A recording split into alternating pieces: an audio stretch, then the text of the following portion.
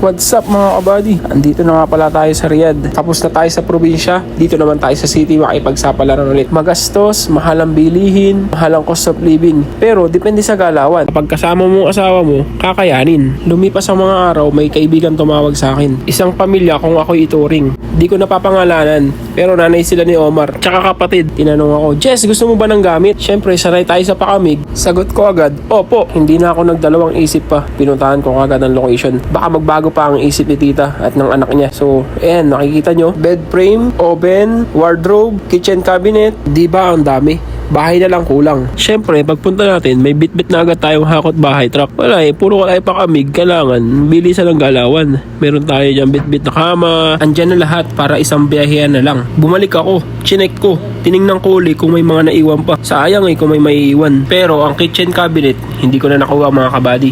Dahil hindi na rin magkakasya. At wala na rin kami paglalagyan. Kinabukasan, humanap na agad ako ng matitirahan namin. Unang bahay, malaputik ang design. May libreng dalawang wardrobe at isang sopa. Malaki ang tingnan, maalikabok naman sa pakiramdam. Ikalawang bahay, sasalubungin ka na agad ng sopa. Ayan ang kanilang sala. Medyo malaki siya mga kabady. Pagpasok mo ng kwarto, may libre kang kama, pero ikaw na bahalang magpaganda. Malawak siya, pero alam ko negative to. Kaya hanap tayo sa iba. Ikatlong bahay, maliit, maliwalas, may libreng aircon, kasya 10 katao, basta lahat nakatayo. Hindi na kami nagsayang ng oras, lumipat na kami agad at baka maunahan pa. Binitbit ko na yung ilang gamit namin, nakakasya kay Lambo. Nilabas ko na ang lahat ng maleta sa sasakyan. Sabi ng asawa ko, ako na magbibitbit ng isa. Ako na rin magbubukas ng gate, kaso hindi niya mabuksan. Sabi ko, ako na, tutulungan kita. Ayan na, binuksan ko na. Pumasok na kami. Hinakot ko na isa-isa papunta sa loob ng bahay ang aming mga maleta. Medyo masikip, makitid, pero kasya. Ganito lang kalaki yung aming kwarto. Kasya na kaming dalawa dyan. Sulit na, pahingaan lang. Ito yung washing machine namin. Bigay sa amin yan. Mga gamit na iba. Ito pa yung gas range. Bigay din sa amin yan. Salamat po tita. Ako nga, nakikita nyo. Nakakakot pa rin sa balesteros. Yamo ka. Siyempre, hakotin natin yung ating wardrobe na malaki para kay misis. At ito pa yung iba naming mga gamit. Itutur kayo ni misis sa aming dining room. Sa kitchen. Ito ang kitchen namin mga kabady. Napakalinis niyan mga kabady.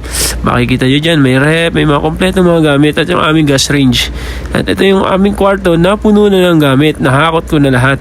Syempre, pagod tayo. Kailangan natin magpahinga. Nililibot muna kayo ni misis sa mga gamit namin na napakadami.